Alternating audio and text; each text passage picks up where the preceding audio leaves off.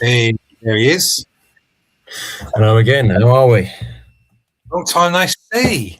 No, been a while. Well, lots happened.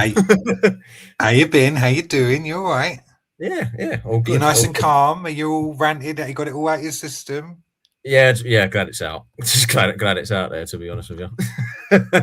How you been? I've watched. Yeah, I'm good, mate. I've watched your rant twice, so obviously lots to talk about there. Well, double whammy. I wanted to make sure I covered all the points because what you do very well is cover pretty much everything. There's a whole scope of stuff in there. It's great. I love your videos, mate. They're really good. You know that. But it was interesting because obviously we said we were going to do this on Tuesday because I had a busy day yesterday, and then I saw that pop up and I was like, oh, okay, he really needed to get it off his chest, didn't he? yeah, I did. Yeah, just well, it just spun me the wrong way. It really did. It just seeing just the way we played and the reaction from the fans really on socials. It was just like, look, I just needed to. It was a big topic of discussion, so I just thought it was fresh in the mind, and it didn't sit well with me at all. So hence that video. Loads of comments, obviously, kind of on the same vibe as you, which is always good. It means you're reflecting what the fans are thinking as well. What did you think after the Watford game? Because I was driving to Cornwall. And I couldn't get it on the radio. I couldn't get it on my phone. I just saw it just said 90 minutes plus 91 minute, then 92 minutes. They went on for 90 plus 17 minutes. So I was like, fucking hell, something's happened here. But a point against Watford, I thought that was a great result. How was the game? Yeah, it was. Yeah, it was a good point on the road. New ground to tick off as well. Good little away day with my dad. Took him to his first away game and I think it was God knows how. I can't remember the last time he went to a away game with me, but it was good. Went with him and a mate. Didn't actually realise. Yeah. We drove here. It weren't long. It was about an hour and a half up there. Yeah, it weren't too bad. Didn't realise that Vicarage Road is teetotal. No beer in the ground at all. A steward told us outside, oh yeah, you can get a beer inside. Went in there, no beer. Really? Is that just in the away end, or no? Apparently it's the whole ground. Apparently, but away end there's no beer. So that's note to self next time you go to Watford. Yeah, you expect a pint, get a pint beforehand, and we weren't particularly happy with the fact that there were some fans had the right idea because some fans were sneaking in Stella cans, and the guys in front of us were drinking Stellas in the stand. Shouldn't really have ratted them out, but that's it was good. But the day was actually quite good. Actually, made up for it. The football was actually it was actually pretty good. We put in it was a solid performance. I think we was in the game. We started strong, we done well, and then Watford you can tell Watford have got more quality than us, 100%. And then they come at us. We were lucky not to go 1-0 down when they had a goal ruled out for offside. Terrible defending, but we got a bit lucky. Rode our luck with that one.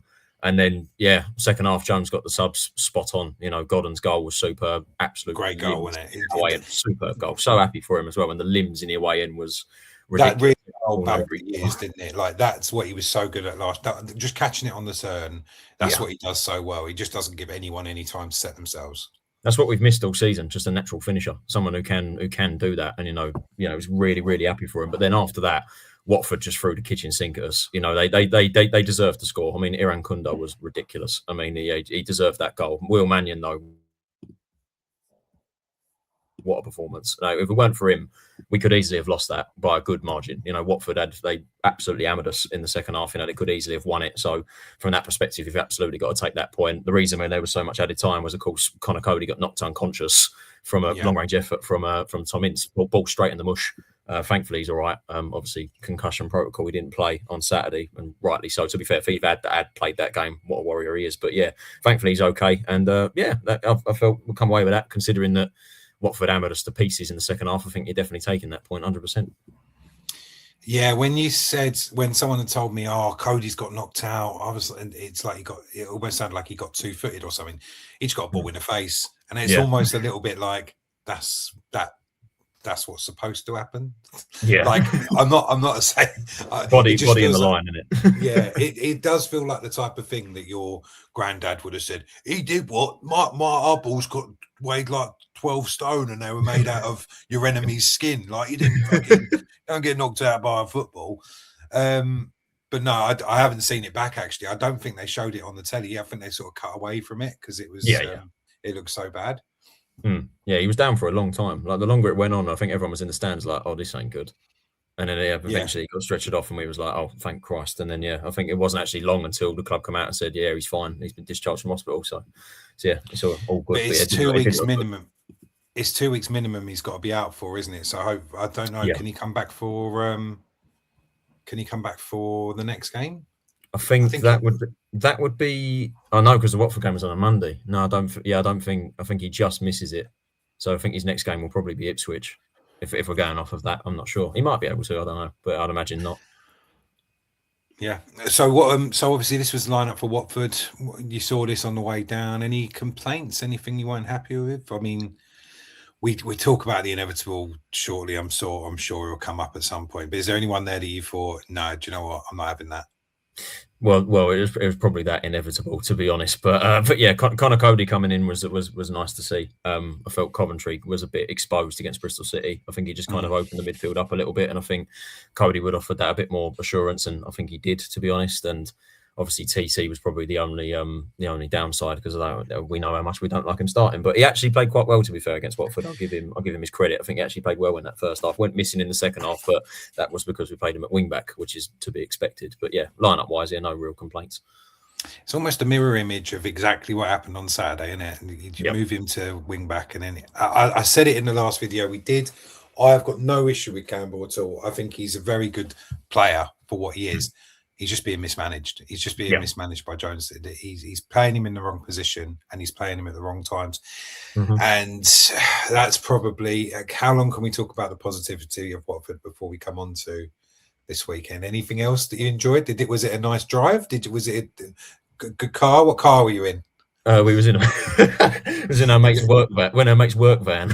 Lovely. Yeah. Let's talk about it. Transit, is it? Transit? I think it is a transit. Yeah, we had TalkSport. We had TalkSport on the way. TalkSport on the way up there, because Pompey were playing Oxford, so we were watching that closely. Because obviously everyone in the bottom six were playing each other, so it was like, oh, here we go. Honestly, after that game, you look at it and you go, everyone's drawn. This is perfect. No one's caught up any points. The twist. All right, let's fucking do it then. Oh God. All right. So the twist from that to Saturday, it just seems like everyone is so shook. Everyone has been rocked by it. It's just, and for me, a 2-1 loss to Preston is not going to define our season. That isn't the game that's going to, you go, right, because we lost that game, you're going down.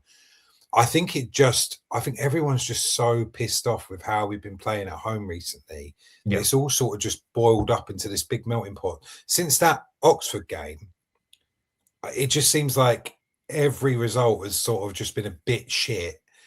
And therefore it leads to this, which is 20 minutes of possibly, as you said in your video, 20 minutes of probably the best football we played all season, pay it for maybe Blackburn, Ipswich games, to just crumbling. And for me, there's a couple of reasons for it. But obviously, you did your big chat about your big rant, your big chat on the video. Where do you want to start? I mean, there's a couple of places we could start. Like I was watching your, obviously check your Instagram. You mentioned that you're happy to see Costello starting. What did you think of the lineup to begin with? Lineup, all things considering, I thought was actually quite. I rated that Jones made the changes. I think I said, we needed to freshen the midfield up a bit, and ranking Costello was one of the first. I would have gone, he needs a run in the team, and I was really happy to see him in the team. Fevrier coming in as well was also a bit. Like I kind of backed that a little bit, like go a bit more attacking in the wing back area. I mean, Fevrier, I don't think is a wing back, but I think it was good to see that, spice it up a little bit, and it was a good opportunity for me to see how he gets on, because he hasn't started a game before. TC starting again was obviously, we've made the point already, but that was the main criticism again. But all in all, I think, to be honest, that lineup was, I think all things considering, not too bad. And as the first 20 minutes showed, it was a stroke of genius. I mean, we looked fantastic in that first 20 minutes, absolutely superb. It looks so good. So many chances we created. That Fevrier chance where he does a bit of skill, drives it into the box, and it looks like I'm sitting in the west, sort of not far behind the dugout, to be honest, the home dugout, and that's important for someone I'm going to bring up in a bit. But from where I was sitting, it looked like it was a yard or two off the line. I think if you have Kelman or Godden starting, either of those put that away, because they're natural finishers. The problem is you've got Dykes and Campbell and Fevrier, and it's almost like none of those are natural strikers to get into the box for that kind of ball. Yeah. Yeah, that was the problem. Really, that was the issue. That I'm sure we'll discuss a bit more. But yeah, just not starting with two natural finishes is ultimately what lets us down. But I mean, to be fair, the wing play was superb in that 20 minutes. I mean, TC was getting balls in the box. Fevrier was taking on players. Doc's effort inside the first minute was unreal. If that had flown in the back of the net, my God, and Costello hit in the post as well. And bloody typical that we go and score from a long throw, which seems to be the only thing we can score from nowadays. But I was really happy for Costello to get that goal. I think he deserved it. And he was by far and away the best player on that pitch for me. He ran that midfield, just didn't stop running. And it just shows that's the kind of player that we need in the middle of the park right now. We just need that freshen up. And then, yeah, for whatever reason, from that point onwards, after playing such good wing play and looking strong, suddenly we just completely shut off and capitulated. Costello got a lot of shout out in your video. Like you said, he gives us something completely different to anyone else. I think he's just that level above in terms of technical ability and creativity, something that we've been relying a lot on Sonny Carey, who's had the numbers but hasn't in the last few games been able to deliver on it. But the problem is when you're creating those chances, if you haven't got a natural striker like a Kelman or a Godden in there, nothing can really happen, because as good as Dykes is at doing his job, that isn't his job. His job isn't to be on the end of stuff, really, is it? It's to get the chances for his striker. What frustrates me is the last game I guess the last game I properly watched before that was the Bristol game, and the goal that Kelman and Dykes linked up for. I said to my mate, it's liquid football. Like, they played so well, 1-2, and that comes from two players that have played together for a long time. Obviously, they were together at QPR, and they just looked like they knew where each other was going to be and how to run that. It just seems so. It's difficult to understand why you don't play a player like that with Dykes from the beginning. It's just hard to understand. And I think the whole underlining of this video, I think, should be that we are we're worlds apart from before Jones took over. Like, we're such a better team now than before he was there. However, it's decisions like that you question and you go, what's the thinking behind that? Because, sorry, I'm bouncing all over the place, but there was one comment he made there was two things he did. One was taking off Chambers, and two was the comment he made in his post-match, which was, if I hadn't have started, so I think Louis Mendes asked him where if why Nibs wasn't playing, something like that. And he said, well, if I had played Nibs, you'd have been asking where Berry was. And I was like, no one, not one person in this ground is thinking that. And they're the things that you go, right, you're up here, Jones. You're our man. You're Mr. Passion. I love you to pieces. But that makes no fucking sense at all. And playing Dykes without a striker around him, it confuses me. Sorry, I don't know. I don't think I think there's a question in there somewhere. There was. But yeah, like you say, I mean, there is not a single. I will be stunned if there is a Charlton fan in that stadium that wants Luke Berry in our squad in 2026. With all due respect to Berry, because I do like Berry. I do. I think he was a bit underrated last season, to be honest. But it's just not at the level of the Championship anymore, and we shouldn't be starting him, or he shouldn't be in the squad. So why Nibs isn't in? I mean, I know Nibs has only just come back from injury, but I mean, I say that was 3 games ago, and he hasn't had any minutes. So it's like what is the reason for taking him off? And when Berry come on in the second half, that just epitomised everything to me. It was just like, what are you doing? Like, what is the reason? But the Chambers sub was the other one as well. I mean, that just. You just know what's going to happen. You're going to put wingers at wing back, and that was the main issue I have, because you've got 2 players that can't play wing back. We already know TC can't do it, and then you're sticking Fuller. Well, I think Fevrier was still on the pitch when Fuller come on, and he stuck Fuller at right wing back. The kid ain't. The more I watch Fuller, the more I think he's not a winger, because he can't. Like, his crossing is not great, and he obviously can't. I don't know. Fuller is raw, so I don't want to criticise him too much because he's still young and inexperienced, but. Don't stick him at wing back, because it's just a recipe for disaster. And that's what happened in the second half on the counter attack. That was just a frustrating thing. And then obviously with the 2 strikers, I mean, we know. I mean, you said there against Bristol City, Kelman and Dykes, that link up is brilliant, and that's what you need in this system. You need 2 natural strikers, because what we're doing right now is you've got Dykes as the lone man, who's brilliant as a target man, but that's it. I mean, he scored 3 really good goals, really good finishes, but they come from flick-ons. They come from him latching onto chances that are given to him through the middle. Whereas if you've got TC next to him, he drifts wide because he's a winger, and he isolates Dykes. So then he puts balls into the box. If Dykes wins the header, no one else is there to latch on, because you've got Fevrier on the right side. There's no one else there, unless, well, maybe you could argue Sonny Carey or JRC should push forward into the box in that situation and help him out a bit. But I don't know. It's just, it's a conversation we keep having all season. You know, the fact that TC just shouldn't be starting games in this system because he cannot play through the middle. No matter how many times I think Jones has tried to tell him, like, that's your role. But it just doesn't work. And then the substitutions were just completely wrong against Preston. And that is a big factor as to what cost us the game ultimately. I've got so much I want to talk about, but one thing that I did think, and I'm not a coach. I've never done any coaching. I've never. I've played a lot of football, and I've watched a lot of football, but I've never done any coaching. But I think what you saw in the first half was exactly what you get when you play Costello instead of Coventry, and it was perfect example. Or even like Cody wasn't there. It'd be interesting to see if Cody would have started if he was available, because that first 20 minutes came from our own creativity on the pitch.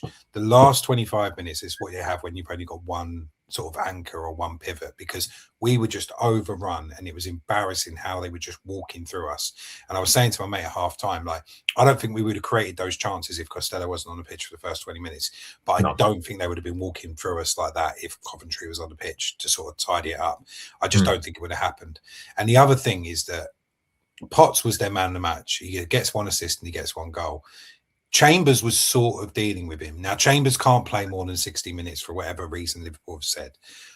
But to put Campbell on him, that's when it just all went to absolute shit. Like it was so frustrating to be able to go, well, no, that doesn't make sense. Who's going to cover? Because Bell, as good as Bell is at doing what he does, he can't deal with that and the two strikers, because their lads, I think it was Jebinson, he was absolutely rapid, like he was tearing us apart through the middle, and we were dealing with it.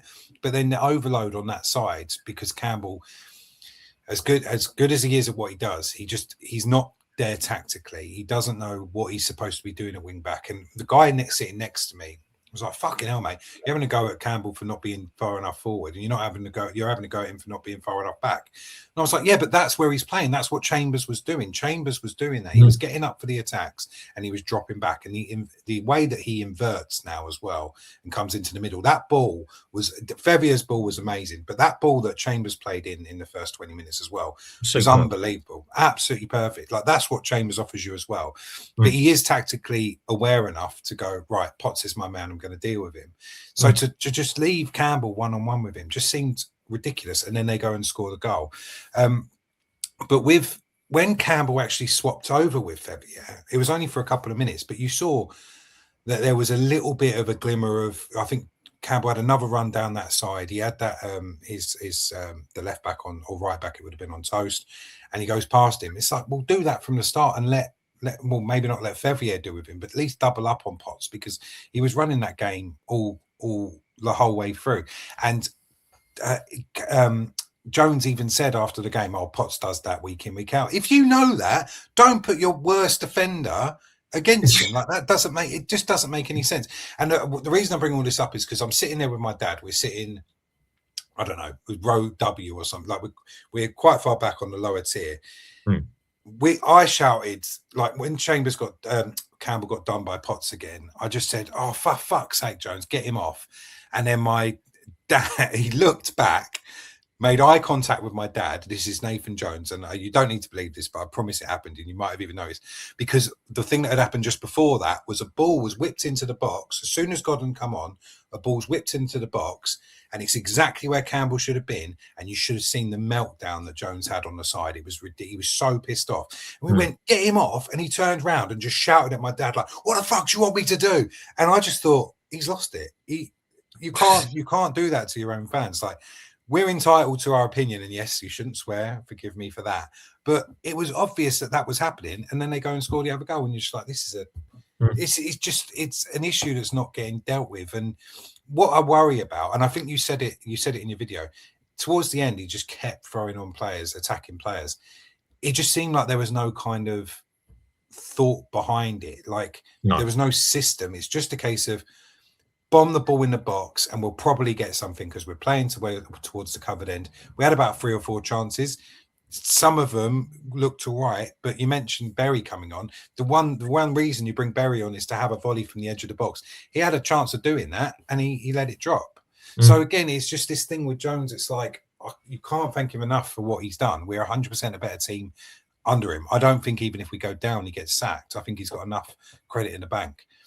But that system on Saturday just fell apart after that sort of first 20 minutes. There was just nothing. And the subs as well. You look at these subs, like I just can't tell what the thinking is. Bringing off Chambers. I understand, like you said, he's limited by what Liverpool will let him do. But then bring on Gillespie. Bring on someone that can bring on Gillespie and let Bell deal with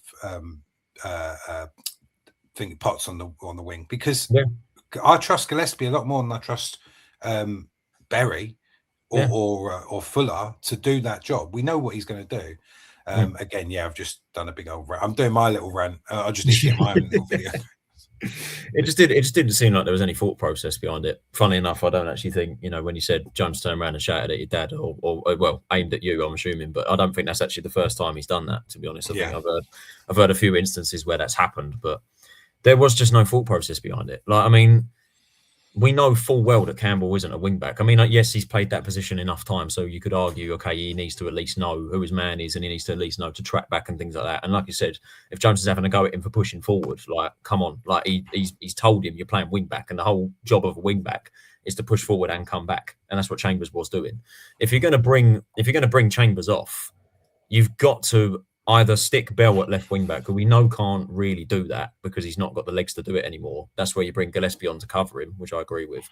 Or you go to a back four. Like, if you're going to bring on TC and Fuller, play a back four and actually play them out wide. I mean, I know Fuller's not really a winger, but TC is. If you play him in his natural position and have someone, I don't know, through the middle, like you'd think Carey maybe, or I don't think JRC is a 10 personally, but you've got to at least have a bit more thought process behind it, because it got to a point where, like, I mean, sticking wingers at wing back is a recipe for disaster, because we can't attack well enough as it is, because we can't take our chances. I could see it straight away. The second when we lose the ball, they're going to hit us on the counter attack. And Brad Potts was brilliant, by the way, for Preston, really good. He was great. It's just, but we let him play. That's the thing. We let him play because you, like, especially in the second half, because you put a winger next to him at left wing back. It's just a recipe for disaster.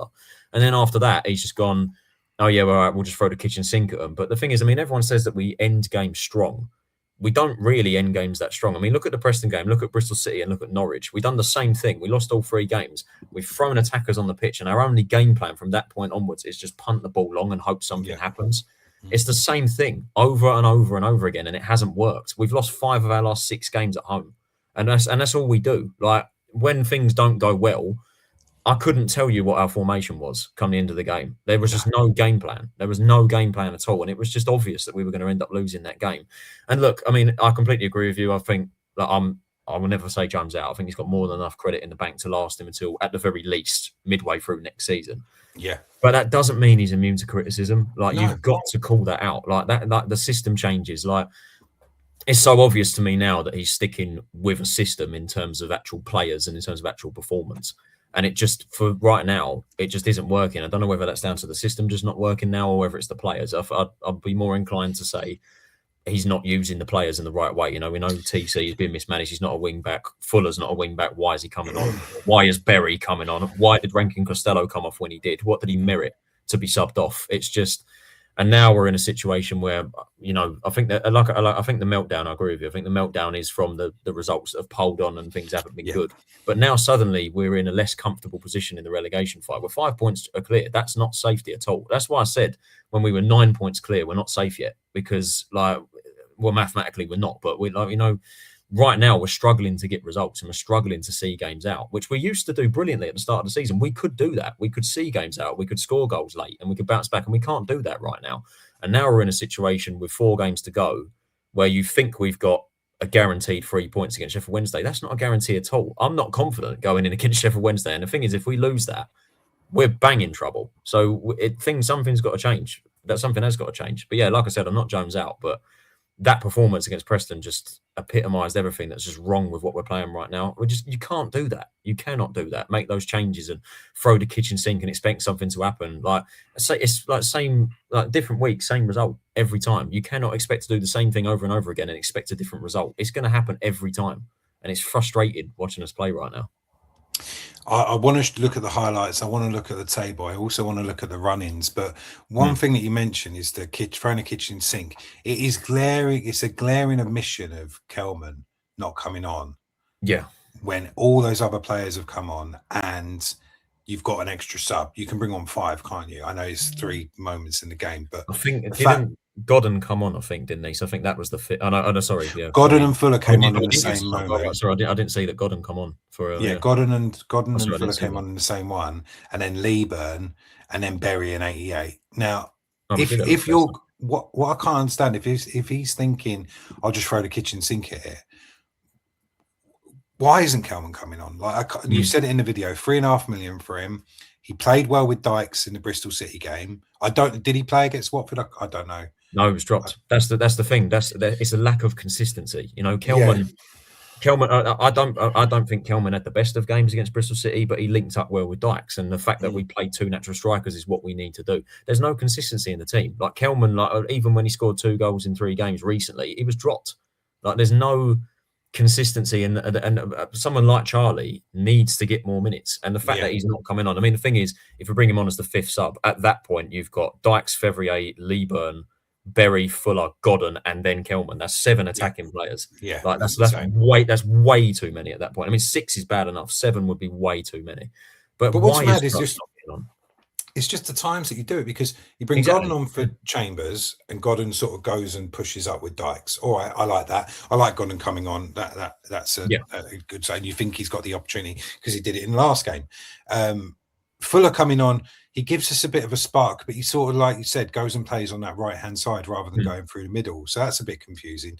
Then Leeburn, I think Leeburn for Campbell is the one where I think, right, maybe that's where you want Kelman to come on, because as good as Leeburn is at winning the ball, I think Kelman's probably a better finisher. So I didn't mind it when we started with Dykes and Leeburn up front. I sort of thought there was something to it, but all of these subs, rather than changing the formation and changing the strategy, it literally is, like you said, it's just throwing bodies at it. If you're throwing bodies at it, throw your best finishers at it. That's what I don't understand. You're hoping that a ball falls to one of them. A ball fell to Berry and he didn't connect with it. He didn't do anything with it. So I don't know. If you're going to bring Leeburn on, you take Dykes off. Like that would be my kind of thinking, you know, because then you've got a fresh pair of legs who does the same job as Dykes, and then you bring Kelman on with Godden in behind to latch onto it. That I'd agree with, rather than having 2 target men.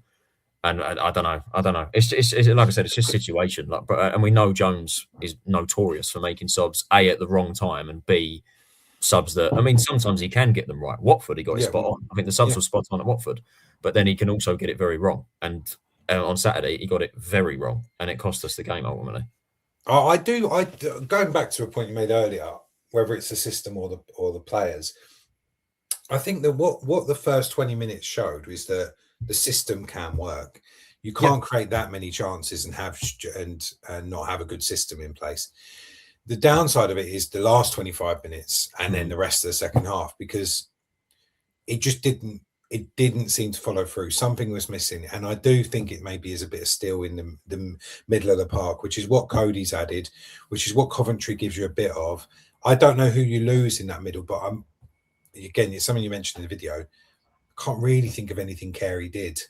I think if we'd have maybe gone with Costello, Doherty and Coventry, I think maybe you see a few more chances going in. I'm not saying it's definite, and Carey's been great and his numbers are fantastic, obviously, but he is devoid of confidence. Yeah. And I think maybe it's a similar thing with Campbell. He's one of Jones's boys, and he'll kind of stick with him regardless. Whereas Kelman, for whatever reason, is just fallen out of favour. It's the same thing that happened with Apta. He just seems to have these. I think it happened with a player last season. I can't remember who it was, but he just seems to have these players that we can't see on the pitch what they're not doing. But for whatever reason, they just fall out of favour with Jones. Maybe I'm thinking of Alex Mitchell, who we spoke about him earlier. All right, let's have a look at these highlights then, because it's always interesting to see it back, especially when it's such a wonderful game like this one. There we go. Yeah, look, again, we've said it how many times. This was the first minute of the game, and this is superb. I was watching it at home because it was my dad's birthday, so I wasn't here. But seeing that on telly I was like, blimey. Like, I thought name up in lights. And this as well. 2 great balls in from Campbell as well. In the first 4 minutes. In the first 4 minutes. Like, it shows like, look, it can work. It can work. And you have those chances of that. It's just that is down to like the lack of attacking quality. Like, we just cannot put away chances. That was superb though. Great finish.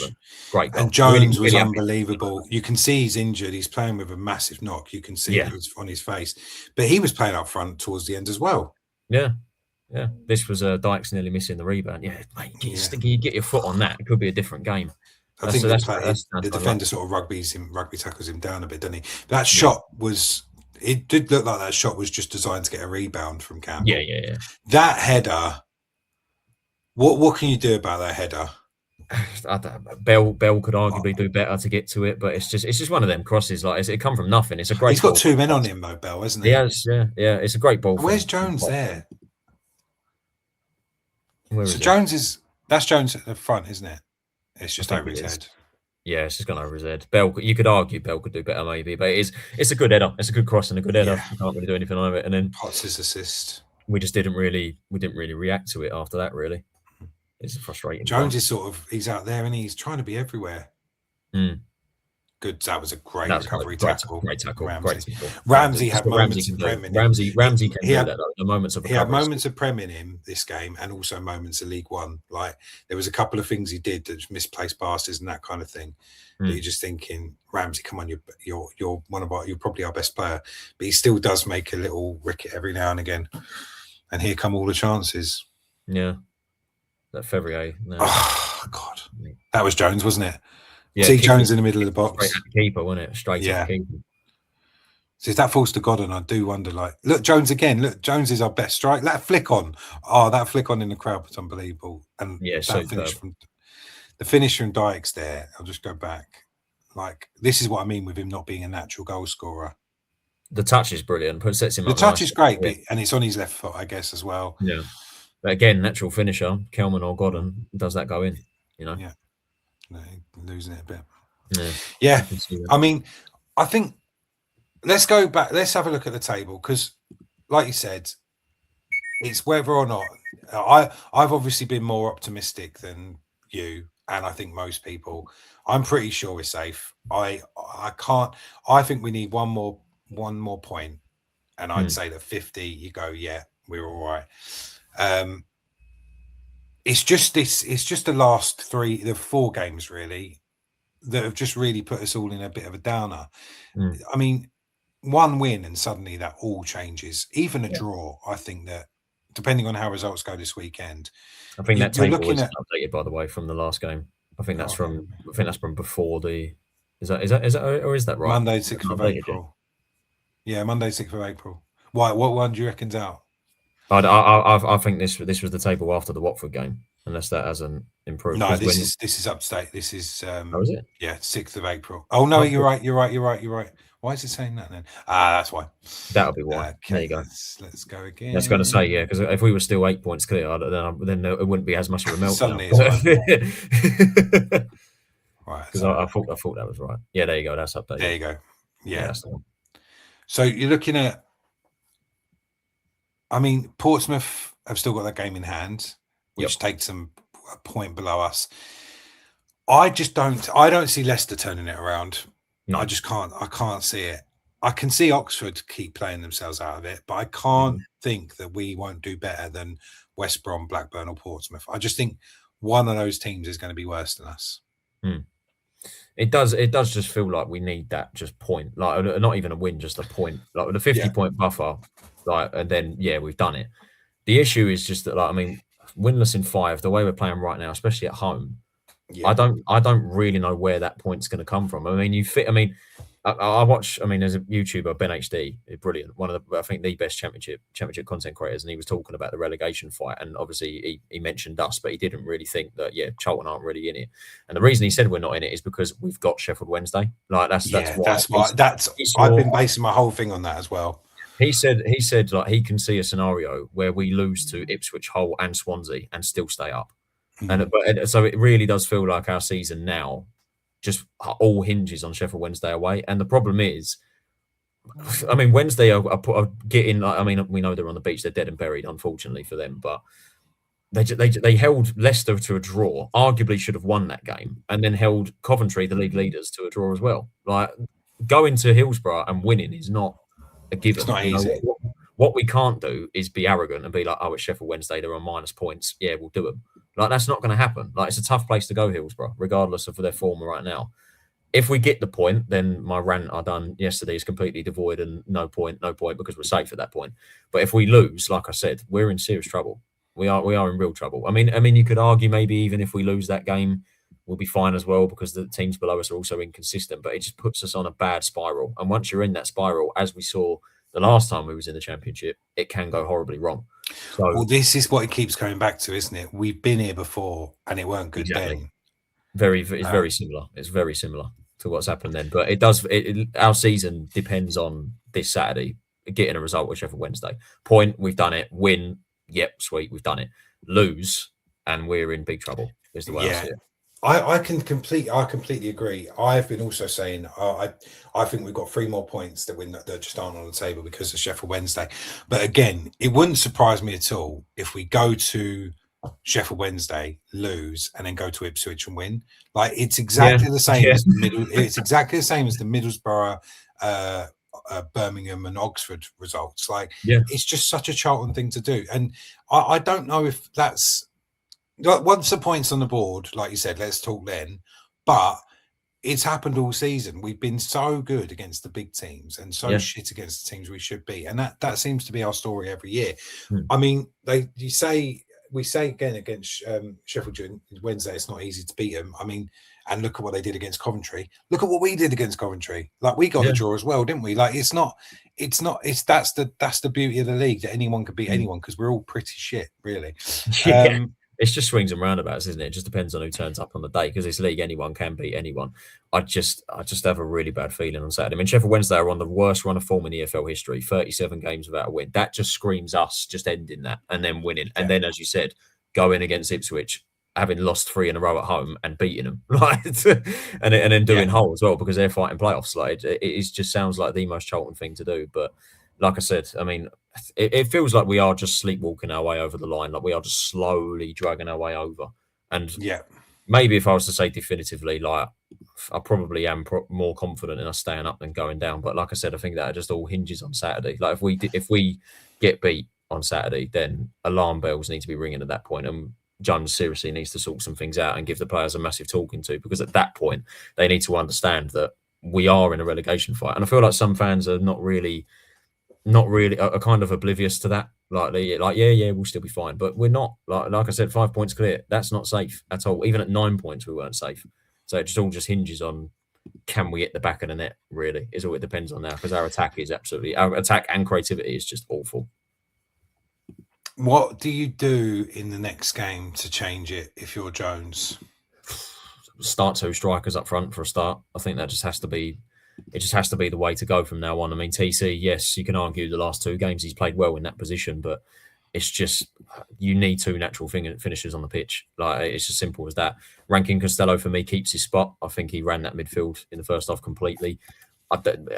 Carey, for me, it sounds weird to say, but Carey, for me, is the weak link of the 3 in midfield right now. I think Doc played really well again. Yeah, I think he's a bit underappreciated. He's a leader, isn't he? He's a leader you need there.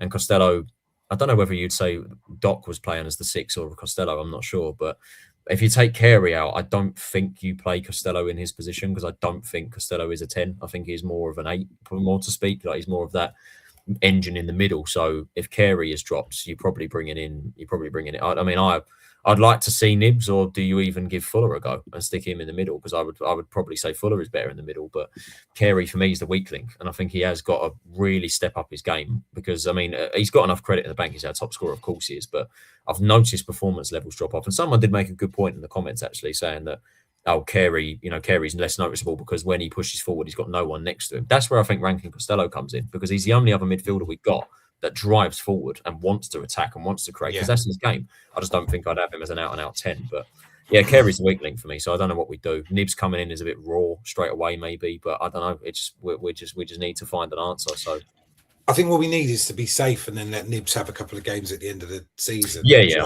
Like, if we beat Sheffield Wednesday, we can use the final 3 games as like an experiment, like just give a few games a go and see and test things out. You know, like you said, give Nibs some games, stick Kelman back in the fold. You know, bring in Fuller for a little bit, see how he does, and just have a go. But that obviously all hinges on us getting a result against Sheffield Wednesday, because if we lose that, then it's panic stations, and it's like, right, we need to sort ourselves out here and get over the line. And our run in the last 3 games, they're not easy games at all.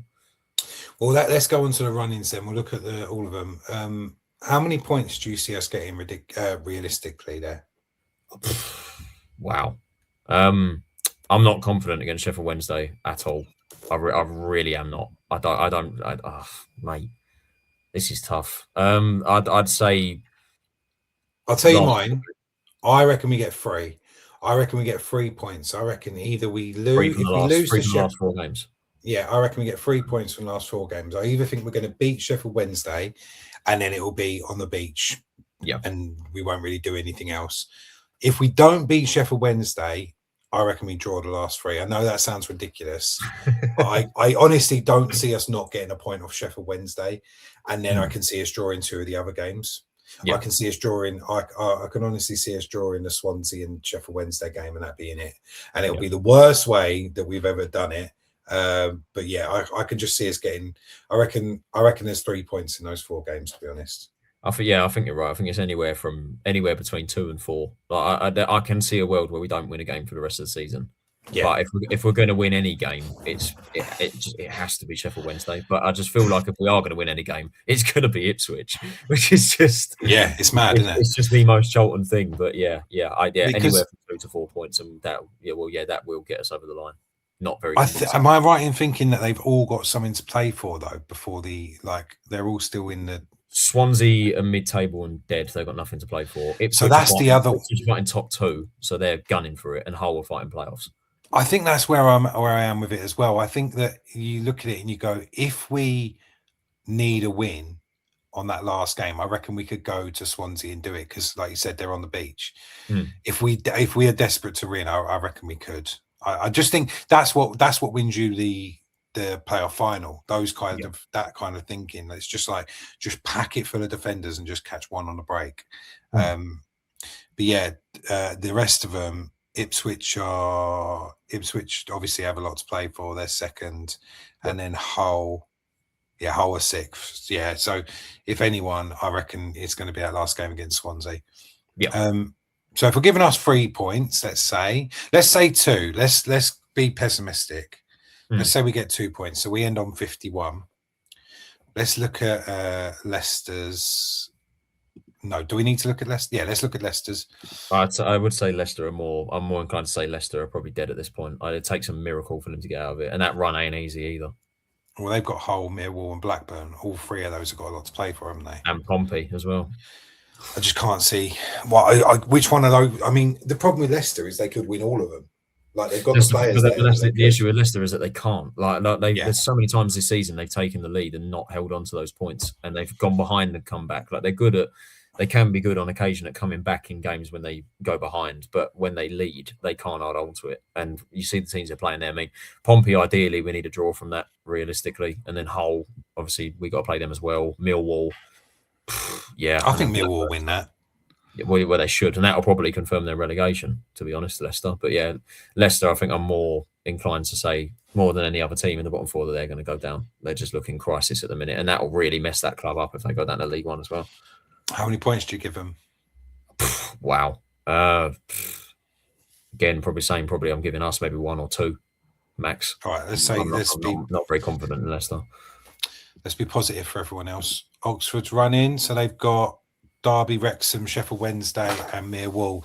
Again, Wrexham, Derby, and Millwall were all teams that have got a lot to play for. Especially Derby coming up now, because they still could get the playoffs. Yeah, that's 3 promotion teams there, and then Sheffield Wednesday for them has to be 3 points.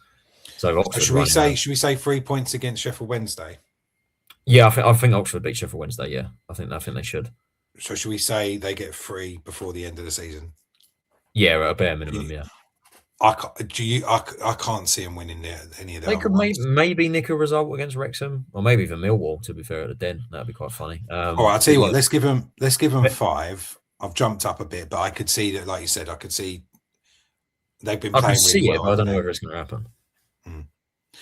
I'm gonna give them 2 wins. I've changed it again. I'm gonna give them 2 wins out of the last 4 games. Yeah, I'm giving them 6 points because I just want to. What I want to do is show that no matter if these teams play out of their skin, I think we're still all right. All right, let's have a look. Portsmouth. They're not playing well at the minute, Pompey. I don't think they've got 5 games. Yeah, and that game in hand is against Ipswich. Yeah. So that could do us a favour, actually, if Ipswich get a result there. And Pompey are not playing well either. But then it would just be very typical Pompey because they can fight when they want to. Yeah. So that's the thing with Pompey. But yeah, I don't think they beat Ipswich. I think draw against Leicester would help us, and I could probably see that as realistic. But if I'm backing any team to win that, it would be Pompey. I don't think they beat Coventry. I don't think they beat Stoke away. And I don't think they beat Birmingham at home either. So at a maximum for Pompey, I'm probably going, I don't know, actually. Probably same level as us, maybe 2 or 3 by the end of the season. Yeah, 3. Let's go 3 then. Okay. And then who else? West Brom. They've improved. They've improved a lot, West Brom, the last few weeks. 4 games left. No one's got an easy run in. Watford, looking at it there, probably got the easiest. Sheffield Wednesday and Preston. Does everyone have Ipswich to play? Because everyone has to play Ipswich. Yeah. Mad. I think West Brom, I think I've got a lot more confidence in. I mean, they beat Sheffield Wednesday. Could see him nicking results at Oxford and Preston, to be fair. So, yeah, maybe at a bare minimum, probably 5 points for West Brom, I reckon. 5 points for West Brom. And who else have we got? Let's have a look. And the only other one, Blackburn. Blackburn, yeah. That's the toughest, isn't it? That's the toughest one. That's the toughest. That's very tough. But Blackburn have been playing a lot well. They've been playing very well recently. Like they've been a lot better under Michael O'Neill. So yeah, that's going to be. They got the toughest run in. Coventry, I don't think they beat. Southampton are flying, so that's another loss. Sheffield United, they could maybe nick a point, maybe even win, because they're not playing well at the minute either. I'll give Blackburn 4 points. I think they beat Sheffield United and draw with Leicester. All right. So 4 points for Blackburn puts them on 52. So if you're looking at all that, let's go back to the table. So my stress is all very hypothetical as well. Obviously, I don't think this is how it should be decided. I don't think that anyone's going to look at this and go, "Oh, fair enough, they've worked it out. Let's just call it a day there." Yeah. So Leicester end up on 43 with their 2 points you're giving them. Then it's Oxford on 46 with the 6 points you're giving them. No, that's not right. No, we're giving them 6 points, so they end up on 50. Right, hang on, let me work this back again. All right, so there it goes. Leicester got 2 points. They end up on 43. That's right. Portsmouth get 3 points. They end up on 48. West Brom, Oxford get 5 points. 6 points, sorry. They end up on 50. And then us and West Brom end up on 51. And then Blackburn on 52. So ultimately, we're looking. That's giving us 2 points, by the way. Yep. We still stay up. And it's still it's Portsmouth and Leicester. With us, I think that's us safe by 3 points. I think if I do the maths correctly, and level on goal difference with West Brom. So we're looking at what, 19th probably. And could you imagine if you had said before the season you're going to stay up and you're going to finish level on points with West Brom? Yeah, like you would have taken that. All ends up. 100%. I mean, everyone was back in West Brom for playoffs at the start of the season. Yeah, well. That's the thing. And this is what I mean with the money we've spent, the where we are as a club, who we are, where we've been. We are, and you said this in your video. We're massively overperforming. It's just that it's tense at the moment, and that's the thing. Is whether or not you let this tension, like Arsenal are doing at the moment, like Spurs are doing, just letting that run your club. And I don't think we are. And I do think that Jones is the kind of guy who will not get dragged in by that. Yeah. It's just tough at the moment. That's the thing. It's just getting past it and then ensuring that it doesn't happen again next year. Because we cannot have the same season we're having right now this year. And I know, I mean, I made the point in the video, people saying like, oh yeah, like give it perspective. I mean, and we've gone back at the start of the season. We were saying, 21st on goal difference. We'll take that as long as we survive. That was the main aim. But say that to me when the points are on the board and the season's over, because if we keep up with this mentality and then it ends up, oh, we actually went down, like we look like mugs, and it just completely derails the project that we had at the very beginning. So yeah, we just got to make sure that we just get over the line and get through it. But it's just difficult at the minute with the way that we're playing, and I mean, as we've said, it does feel like we just need that 1 point. It's just from those 4 games. Where is that point going to come from right now? That's how I feel at the moment watching this play, and it could get quite nervy. But like I said, even if we perform not very well, thankfully the teams below us have also got a pretty horrendous run, and it would be just absolute disaster if all of them were suddenly to just turn it on, start smashing results in, and we keep on a downer and end up going down. But that can happen. That's why I said, we're not safe yet. This is the championship. Anything can happen. But yeah, I think realistically we should be okay. It's just we're making a meal of it at the minute, and we will be in serious trouble if Saturday that goes wrong. I've been going through all your comments from the video as we've been going along, and they all a lot of them are just saying, look, I completely agree. Love your content. Where's Sam? He's the handsome one. All this kind of stuff, and it's a bit embarrassing. But there's this one. I've just come across this one from Decent E3W. That's a difficult birth certificate you got there, mate. But it's an interesting one because I think it sums it up quite nicely. It is quite a long one, so bear with me because I've got severe dyslexia. So he says, I respected your content for a long time. Big respect for your effort and skill you put in. Can I just say that Tyler does absolutely fuck all in terms of technical stuff. The skill level, I'm not saying they're not good videos. I love the videos, but the skill level, I wouldn't say is...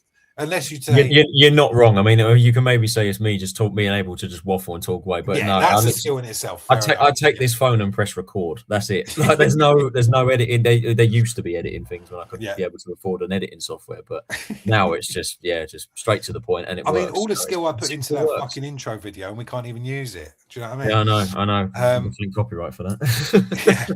So he says, big respect for all the skill you put in, but please. It's always far too doom and gloom. We've had a really decent season, but we've hit a wall in the last month. But let's stay positive. Completely agree. NJ's beat 2 teams in a single season.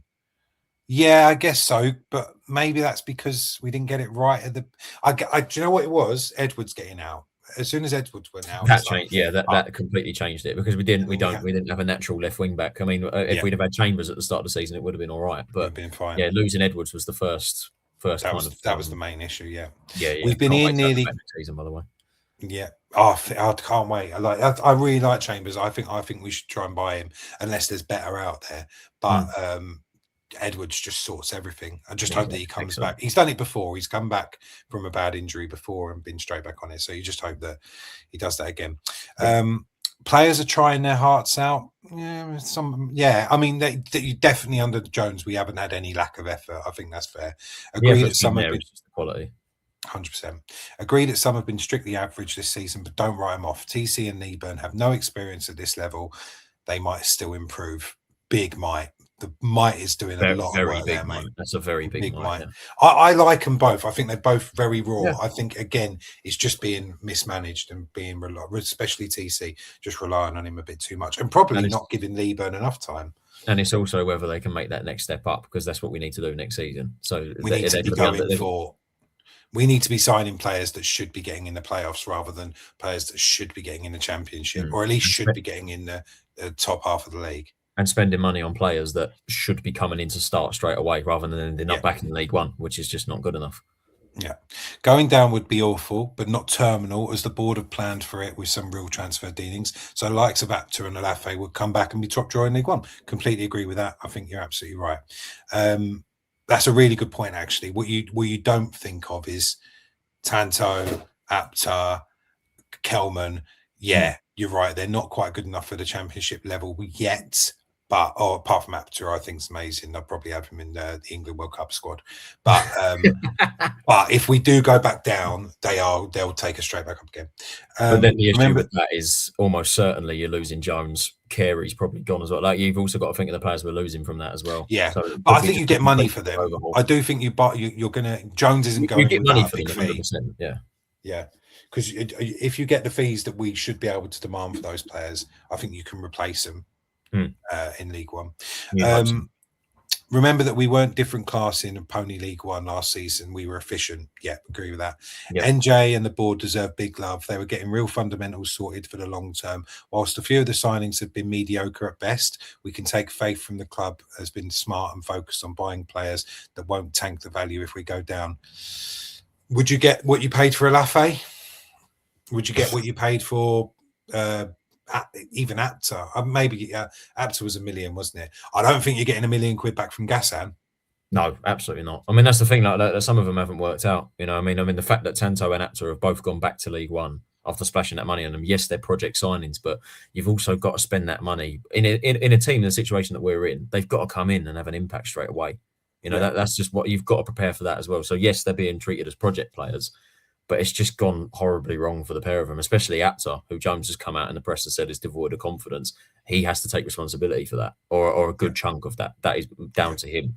So yeah, it's just we need to be more savvy with our money is all I'd say. 100%. We won't go down, no chance. However, if we do, I hope fans don't give up on the atmosphere goes back to toxic criticism of all and sundry and the club. Let's not get all Spursy and give up when our support is needed the most. Tyler, kudos to your level of detail and execution of your broadcasting, which is always excellent. Keep the faith, fella. That is a great comment. More of them, please. I think it is, and I think that sums it up really well. I think it's basically what we said the whole video, isn't it? It's shit at the moment. There's some mistakes being made, but overall we're overperforming. Let's just look at this again. We just all want that monkey off our back. Another win, another couple of points, and we'd be going right on to next season. Let's have a go at it. Exactly that. So yeah, just get the point, get the win, then we can kick our feet up, put our shades on, have a pint in the beer garden, be like, right, championship football, and then we can look ahead to the summer and be like, right, what do we need to do to ensure that doesn't happen again, and make sure that we spend our money in the right way, bring in players that are going to take us to that next step, because the next step is to be mid-table mediocrity. That is the next step. You know, we need to be pushing for between the bracket of, like, I don't know, realistically, well, I say realistically, like optimistically, probably about anywhere from 12th to 15th is probably where you want to be. Realistically, probably might be more of the same again next year, but we just need to spend our money more wisely, improve the squad. But yeah, the summer's going to be mental because I'm expecting quite a lot of changes and hopefully a decent amount of investment. But I'm excited to see who's still going to be here, who's going to be gone, and who comes in, and what's going to happen. So yeah, it's very exciting. Just please let it be in the Championship because I cannot deal with League One anymore. Yeah. I want to go through. I want to have another look at the players we would like to bring in again to get the squad board up again. It's my favourite graphic that we've ever done. And again, the skill on Tyler's part wasn't massive. I'll be honest with you to create that. But they did actually. Charlotte, I don't know if you saw the Charlton show. I can't remember what they call it. They do a monthly show now with the monthly show, yeah. Yeah, but they actually asked that to them. Who would you want to sign for next season? It was really interesting to see who they came up with because it's all kind of. I think even if you asked Nathan Jones who he wants to bring in, the chance of actually getting the top lot that you want it's just probably not going to happen. But so watching someone like Potts run up and down that line, if we had someone like that on the left hand side, would be a complete. That's what Edwards is. Like, do you know what I mean? And suddenly, if you've got even if you've got the full squad of players in a fit Matty Godden changes us completely. Do you know what I mean? And if we're speaking of Preston, you know, Thierry Small, you know, what would have happened if we'd have kept hold of him? You know, it does make you think. Although his own goal against QPR, I don't really want to see that again. One of the best own goals. Let's end it with that. It's one of the funny. It's so unfortunate because most of it is on the pitch, but it's just. To happen to him is just, I don't know, yeah, from what happened after the Preston, the home game when he scored against us, it's just the fans. But then again, it's just the fans because fans were giving him pelters because he left Preston for more money, which is, that's footballers completely fair enough. Do. Exactly. Yeah. I even saw, I don't know if you probably wouldn't have seen it, but at half time, they did a thing with the walk-in football team. But one of the lads that went over and shook his hand, and that obviously is Charlton supporter. But it was so, and you could see all he was saying was, "It's just because we miss you, mate, and it's just because you're a good player. We didn't want to see you leave. Like if you'd have left for that money and we didn't want you, no one would be bothered. Like it's completely." I don't get fans that criticise players for making moves for the sake of their future. I mean, ultimately, players come and go. You know, football's a short career. Thierry would have been lovely if he stayed, but you know, he chose that. Preston offer a bigger package. Good luck to him. He never done anything wrong by us. He was a good player. You know, I don't. Yeah, it is all because he left the club and went elsewhere, and he was a good player. That's why. But I don't get. I've got a lot of respect for Thierry. I don't get the players that he was great. I don't get the fans that boo him. Yeah, it's not. Yeah, I don't rate him. Let's end with this then, because this was in a bit of comedy. It was the funniest thing I've seen since that Millwall miss against us, even though we lost that game ridiculously, and I got absolutely slated by Millwall fans for it. But that's crazy, isn't it? It's just, and it's not even fast. It just sort of, it's just, yeah. Just one more time. No, it's not even on screen.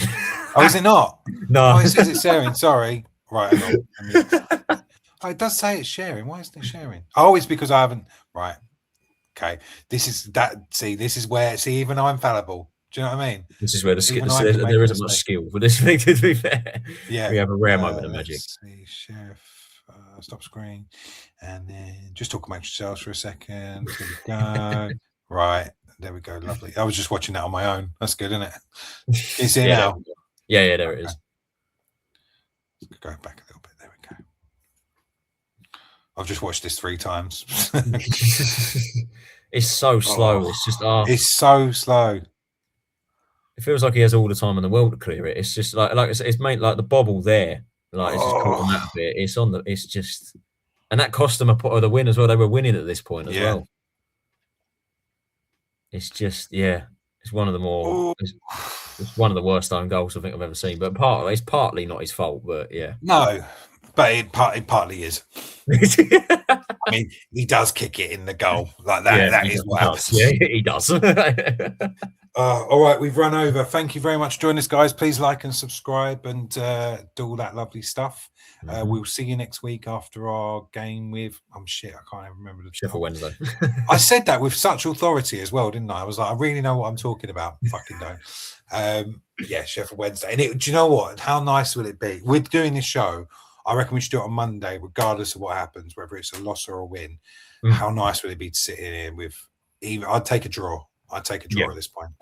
Just get a point them over the line, you'd think anyway. But yeah, things can change. But yeah, just don't lose, please. Do not lose to Sheffield Wednesday.